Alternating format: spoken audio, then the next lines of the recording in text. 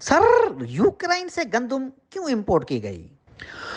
Ukraine से जो गंदम इसलिए इम्पोर्ट की गई कि डिमांड होगी ना गंदम की, इसलिए। जैसे हम खजाने का वजीर इम्पोर्ट किया करते हैं, डिमांड होती है ना, तो इसलिए खजाने का वजीर इम्पोर्ट करना पड़ा। बिल्कुल इसी तरह यूक्रेन से गंदम इम्पोर्ट करनी पड़ी। बात तो डिमांड की है ना। सर, डिमांड किस बात की? हुकूमत ने तो उस वक्त गंदम बरामद करवाई जब अपने मुल्क में गंदम उतर रही थी सर। आप नहीं समझेंगे ना, आप नहीं समझेंगे। क्या सर? कि कौमें कैसे बनती हैं, कौमें कैसे बनती हैं, आप नहीं समझेंगे ना। सर, मोहसिन नकवी ने तो 3100 रुपए मन गंदम मंगवा कर मुल्क के डीलरों को 4500 रुपए मन के हिसाब से बेची, जिससे उनकी दिहाड़ी 100 अरब बनी। उसमें काकड़ भी शामिल था। क्या ऐसा था? तो वो तो मोहसिन नकवी से पूछे ना। हमें तो एक कौम बनानी है ना, और हम और आपको क्या पता कि कौमें कैसे बनती हैं। सर, भला इस ब्लैक मार्केटिंग में और कौन कौन शामिल था? क्या मतलब? मतलब गंदम स्कैंडल का काकड़ से पूछते हैं तो वो कहता है कि मोहसिन नकवी से पूछो। मोहसिन नकवी से कोई पूछता है तो वो कहता है काकड़ से पूछो। अच्छा, इन सब ने अपने अपने हिस्से तो ले लिए, लेकिन मुल्क के काश्तकारों को तो तबाह कर दिया ना। अब मानने को कोई तैयार नहीं। ये सवाल आप मोहसिन नकवी और काकड़ से पूछे ना। सर, नकवी और काकड़ तो एक दूसरे पर डाल रहे हैं, बीच में मारे तो काश्तकार गए। कोई बात नहीं। काश्तकार अगले साल की तैयारी करें ना। काश्तकारों को चाहिए कि वो अगले साल की तैयारी करें।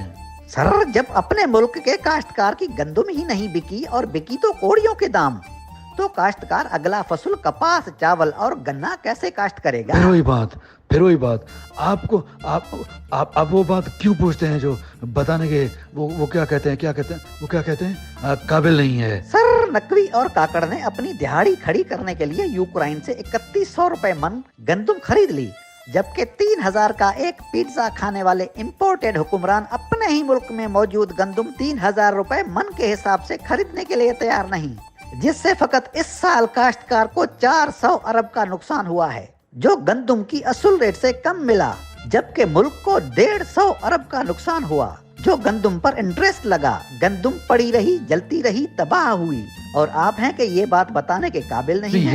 ये तो देखो, ये तो नाइंसाफी है। ये तो नाइंसाफी है। काश्तकारों को नकवी और काकड़, मेरा मतलब है कि पिछली हुकूमत के खिलाफ एहतजाज करना चाहिए। सर, काश्तकारों ने तो एहतजाज किए ना। अच्छा, एहतजाज हो गया, कर लिया, वाह, फिर क्या हुआ? वही हुआ जो होता हुआ आ रहा है। मतलब काश्तकारों के तमाम मसाइल हल करने के बजाय उन्हें पकड़कर थानों में बंद कर दिया गया और उन्हें डंडे मारे गए, तशद्दुद किया गया। ये तो नाइंसाफी है। सर, ये सब कुछ आपकी हुकूमत में हुआ है। मेरी हुकूमत में? मतलब मेरी हुकूमत में? जी, आपकी हुकूमत में। तो ये तो गलत बात है ना। फिर ये तो गलत बात है।